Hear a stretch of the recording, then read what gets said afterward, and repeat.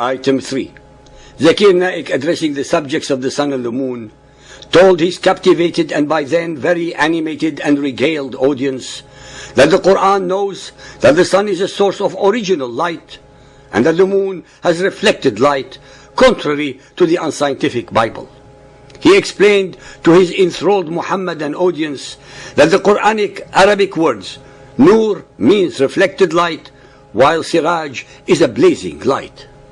Al-Furqan 25.61. Blessed is he who made constellations in the skies and placed them therein a lamp, Sirajan, and the moon giving light, Muniran.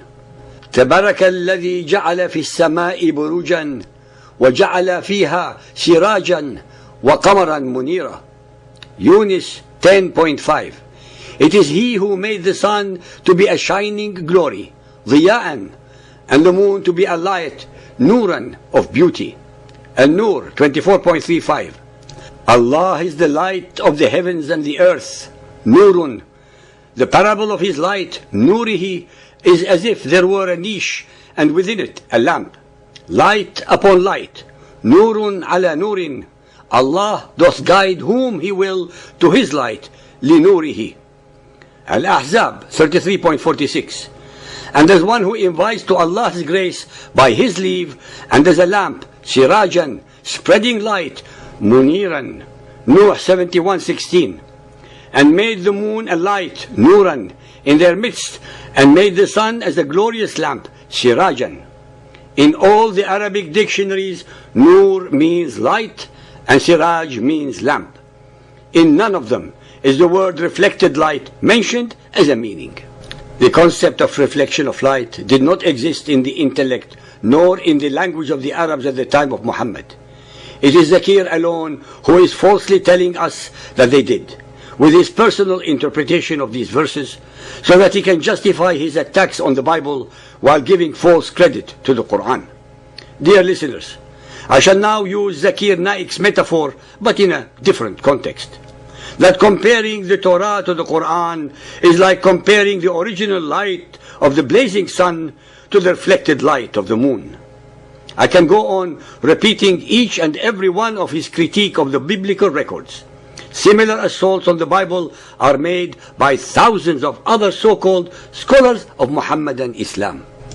I shall not waste a single further moment countering his or their infantile attacks on the Torah and the Gospels, because each and every single one of his and their arguments, representing the core foundation of their methodical attacks, is utterly demolished when we ask the following very simple questions.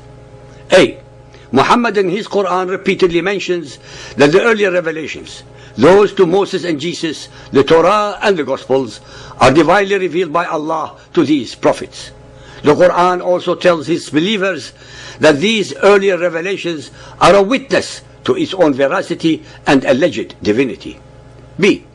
Since this is the fact of the case, how then can Zakir Naik, who believes in Allah as God and the Quran as the word of Allah, argue and dispute these very revelations from Allah with its followers?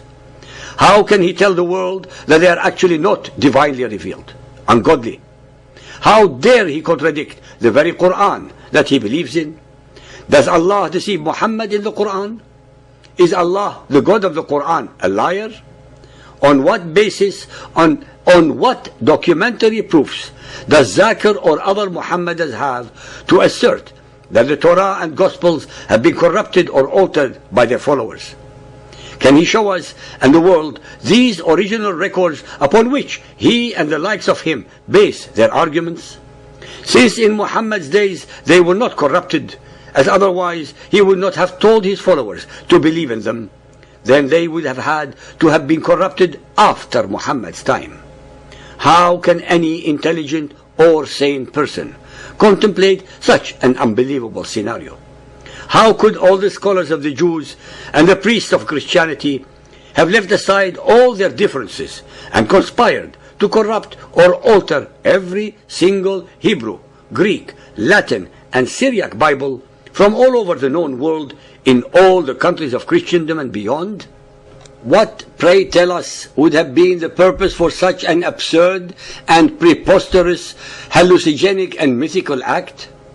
Since the Quran asserts that the Bible was revealed by Allah, then Muhammadan believers must accept any and all contradictions and or unscientific statements mentioned therein as part and parcel of Allah's words, and hence can neither be questioned nor criticized, just like the Quran. Zakir Naik, like all fundamentalist Muhammadan Muslims, has to resort to violating logic, contorting sanity, raping knowledge, twisting history, deforming morality, and uprooting intellect to achieve his and their otherwise unachievable agenda of deceiving their followers as well as others into believing that the Quran is superior to previous revelations and is divine. Zakir Naik has to choose one of these only two possible scenarios, either of which would destroy him, his arguments, and his Quran. Magicians use sleight of hand to distract their audience. Zakir Naik uses the sleight of the forked tongue to achieve the same purpose. To be or not to be is the final nail in the coffin of each and every single argument or attack made upon the divinity of the Bible by the followers of Muhammad. Either the Bible was corrupted before or after the time of Muhammad. There is no other possible time. Either before or after. The arguments of the so-called scholars of Muhammadan Islam fall only between the hammer and the anvil of their own lies and deceptions. The whole bodyguard of lies that protects the Quran is irrevocably destroyed based on answering this nightmarish Muhammadan Muslim catch-22. Whichever answer they choose brings about the complete unraveling of their arguments about the Bible, as well as proving the ungodliness of the Quran. Dear listeners, so-called believers and unbelievers, we have tested Zakir Naik's knowledge and veracity and found both of them wanting.